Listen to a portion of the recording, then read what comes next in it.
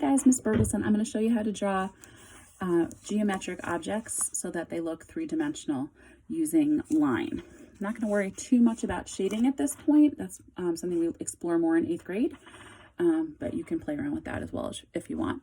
So many of you have probably drawn a cube. So you start with a square, and then what you may have done is doubled the square and then attached it.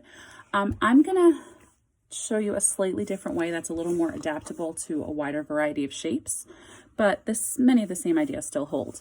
So using this square, let me try to even it up for you here. I'm going to decide which way I want my cube to go back in space, to that side or that side.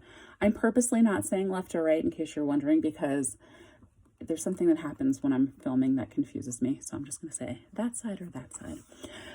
So what I'm going to do here is start with a line that comes off one corner, and that's going to be at an angle to that bottom edge. And then whatever angle I put that line at, I'm going to try to mimic that angle and that length with the next adjacent angle. Okay, now I'm going to drop a line down, boop, boop, boop, boop, boop, vertically.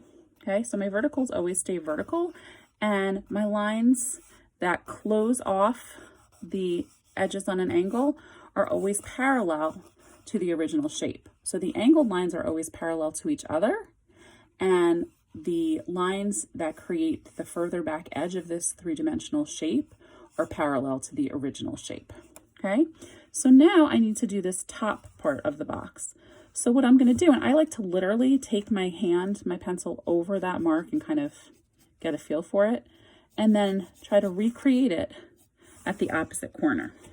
Okay, so now I'm just going to close that shape off. So again, this line is parallel to this line, is parallel to this line, and then this line is parallel to this line.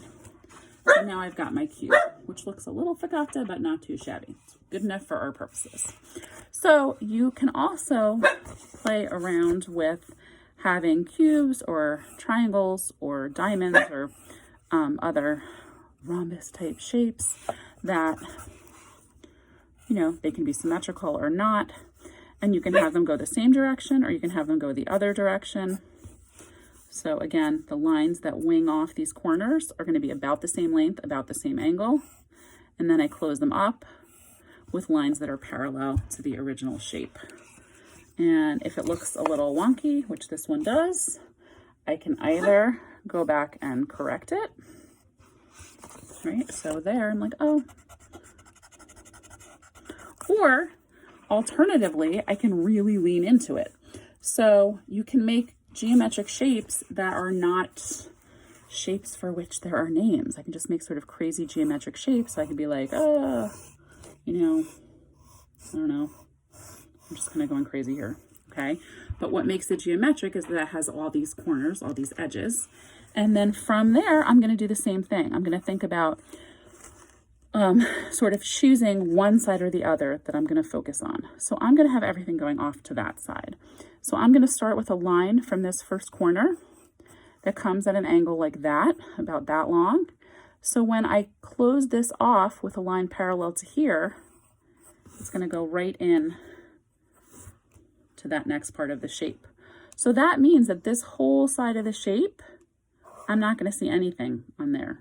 That there's going to be no line, no second line on that side, because the object is going that way. So now I'm going to try to recreate that same length and that same angle, and then I'm going to drop it down parallel to this line, right?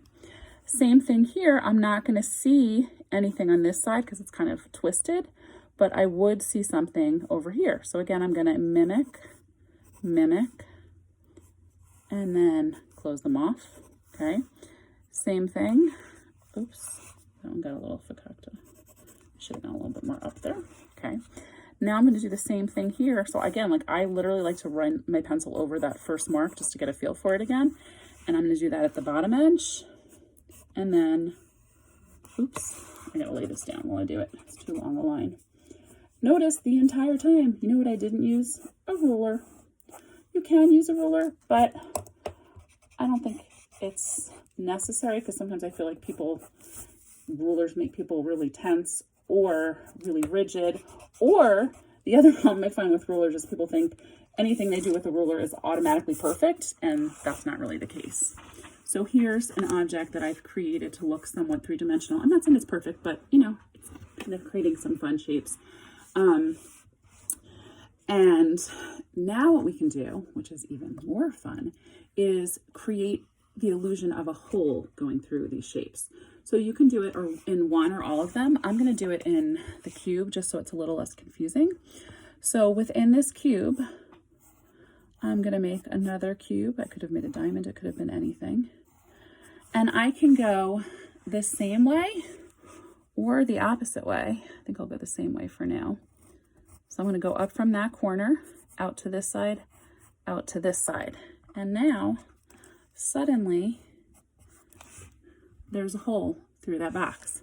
And I could even, if I wanted to, make another hole in the top of this cube. So I'm going to diagonal this. This one's a little tricky because it's so narrow. And then I'm going to drop, right? So I'm getting the illusion of 3 dimensions. So again, here I would just keep the sides. If I were doing something on this side, I would keep the box, the side of this box, and the box inside it parallel to each other. So this line is parallel to this line.